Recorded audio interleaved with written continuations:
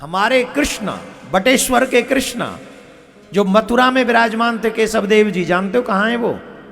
जामा मस्जिद की सीढ़ी में दबे है। उनकी चिंता किसी को है? चिंता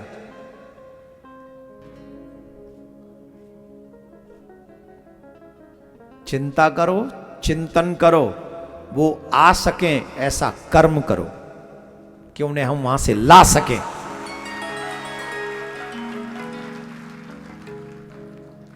वहां से लाना है उन्हें, लेके आएंगे। अभी देखो एक बात सुनाते हैं आपको। एक कानून बना था 91 में, वर्शिप एक्ट 1991। उसमें क्या लिखा है?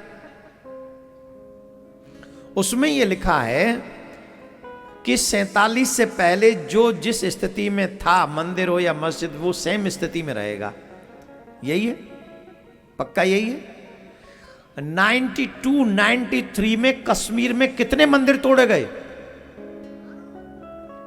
तो उन मंदिरों को फिर से किसने नहीं, क्यों नहीं बनवाया? अगर 1991 वर्शिप एक्ट ये कहती है कि उसकी पूजा स्थली की रूपरेखा नहीं बदली जा सकती, तो 92, 93 में जितने मंदिर कश्मीर में टूटे, वो मंदिर वापस क्यों नहीं बनवाई सरकार ने? वो मंदिर वापस बनने चाहिए, क्योंकि वो जगह मंदिरों की है। और इस एक्ट का अगर हमें पालन करना है, अगर इस संविधान का सम्मान करना है, तो प्रत्येक नेता जो संविधान बचाने की बात करता है, वो कश्मीर में जाके उतने मंदिर वहां बनवा देने चाहिए जो 92, 93, 94 में टूटे, और उन कश्मीरी पंडितों को जाके वहां बसाना चाहिए। इस विषय पे कोई नहीं बोलेगा, नहीं बोलेंगे। एक और बात, 1991 वर्शिप एक्ट कहती है कि हिंदू कोर्ट नहीं जा सकता। बाकी की अपनी जितनी भी जगह घिरी हो उसमें कोर्ट नहीं जा सकता। और वक्फ बोर्ड में भी यही कानून है कि जिसे वक्फ बोर्ड वाले कह देंगे कि ये जगह हमारी है, तो वक्फ बोर्ड के बाद हिंदू कोर्ट नहीं जा सकता। हिंदू वक्फ बोर्ड में ही अप्लाई करेगा, वहां जज भी उनका, वकील भी उनका, और निर्णय भी उनका, क्योंकि नोटिस भी उन्हीं का। अब देखो क्या गजब की बात हो गई। 1991 वर्शिप एक्ट भी यही कह रही है कि तुम हिंदू कोर्ट नहीं जा सकते। ध्यान से सुनो, वो 91 वर्शिप एक्ट भी कह रही है तुम कोर्ट नहीं जा सकते, और उधर वक्फ बोर्ड का रूल भी यही कह रहा है कि तुम कोर्ट नहीं जा सकते। कौन? हिंदू। उनके पास यह छूट है कि वो किसी के भी मंदिर में जाके नोटिस चिपका दें, किसी के घर में जाके नोटिस चिपका दें, तो भी कोई नहीं पूछेगा और ना कोर्ट जाएगा। तो इतना अत्याचार हिंदुओं के लिए, आप बताओ हिंदू कहां जाएं? हम तो कोर्ट भी नहीं जा सकते, हम कोर्ट भी नहीं जा सकते। न्याय मांगने की इच्छा सिर्फ कोर्ट में होती है। अगर कोर्ट में भी न्याय नहीं मिलेगा तो बताओ हम कहां जाएं? ये तुम्हारे साथ कितना बड़ा विश्वासघात हुआ है। किसने किया है ये विश्वासघात? किसने किया है? मैंने? मेरी सरकार थी क्या? मैं प्रधानमंत्री था क्या? मैं सदन में एक छोटा सा चमचा भी था क्या? ये उन हत्यारों ने किया है जो चाहते थे कि सनातनी जड़मूले नष्ट हो जाएं, जिन्हें कुर्सी तो प्यारी है पर सनातनी प्यारे नहीं है। हे सनातनियों, अगर आने वाली पीढ़ी बचानी है तो तुम्हें ईमानदारी से सनातन बोर्ड की मांग करनी चाहिए, जिससे हमारे मंदिर भी बचे, तीर्थ भी बचे, घर भी बचे, बहन बेटी बचे, हमारे आने वाली पीढ़ी बचे। कौन कौन चाहता है सनातन बोर्ड बनना चाहिए?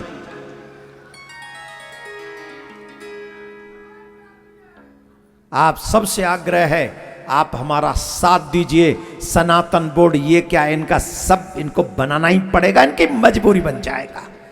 अगर आप सब भारतीय सच्चे सनातनी हमारा साथ देंगे, सनातन बोर्ड बन के रहेगा, इसमें कोई संशय नहीं। और हर जाति से ऊपर उठकर आने वाली पीढ़ी को बचाने के लिए और इस देश को बचाने के लिए, धर्म को बचाने के लिए हमें सनातन बोर्ड चाहिए, सनातन बोर्ड चाहिए, सनातन बोर्ड चाहिए। मैं सच्ची में जब देश की चिंता करता हूं तो मुझे कष्ट होता है। जब मैं आपकी आने वाली पीढ़ी की चिंता करता हूं तो मुझे कष्ट होता है। आप लोग सोच नहीं सकते बांग्लादेश में जैसा हो रहा है। कल मैंने एक वीडियो ऐसा देखा है, मेरे रोआ रोआ रोब उठा। दरिंदों की भीड़ घर में घुसकर एक बेटी को उठा के ले गई और बेबस मां बाप कुछ नहीं कर सके। कल्पना करके देखो कि किसी बेटी को उसके मां बाप के, भाई के, परिवार के आगे भीड़ आती है राक्षसों की और उठा के ले जाती है, गाड़ी में पटकती है और ले जाती है पता नहीं कहां।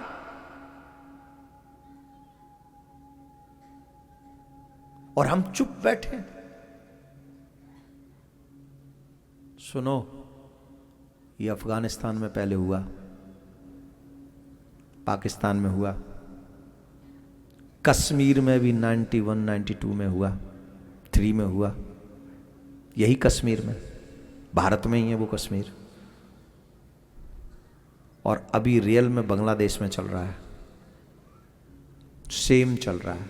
मैं तो भारत सरकार से प्रार्थना करता हूं, आप अगर कुछ नहीं कर सकते तो हाथ जोड़ के प्रार्थना है, बांग्लादेश के जितने हिंदू हैं सबको भारत में आने दो, सबको भारत में आने दो।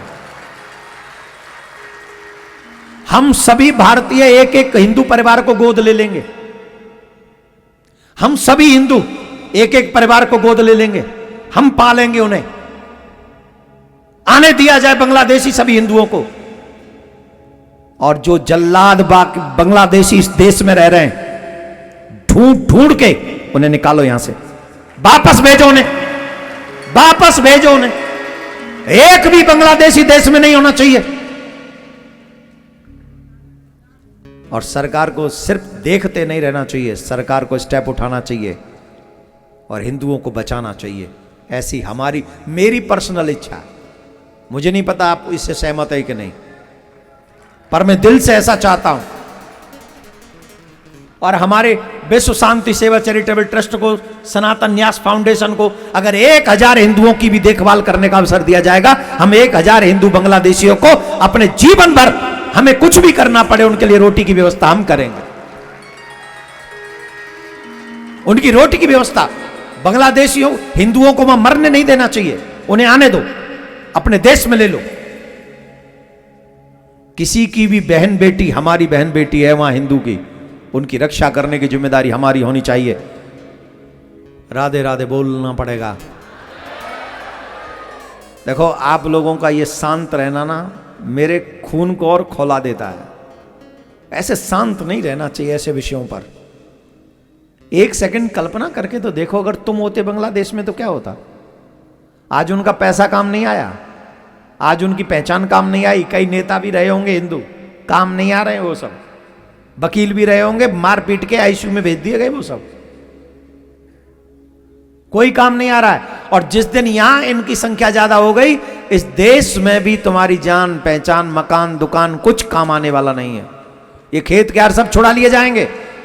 अब दुनिया में कहीं सताए जाओगे, भारत में आ जाओगे, पर भारत में सताए जाओगे तो कहां जाओगे, कहां जाओगे बताओ, है कोई जगह? तो कम से कम इस देश को तो सुरक्षित करने की जिम्मेदारी हमारी और आपकी है। हम सबको चाहिए चकाचक कर डाले इस बार, और अभी नहीं तो कभी नहीं। जो कुछ करना होगा अभी करना होगा, कल पे छोड़ना नहीं है। कल नाम काल का है, राधे राधे बोलना पड़ेगा, जोर से बोलना पड़ेगा।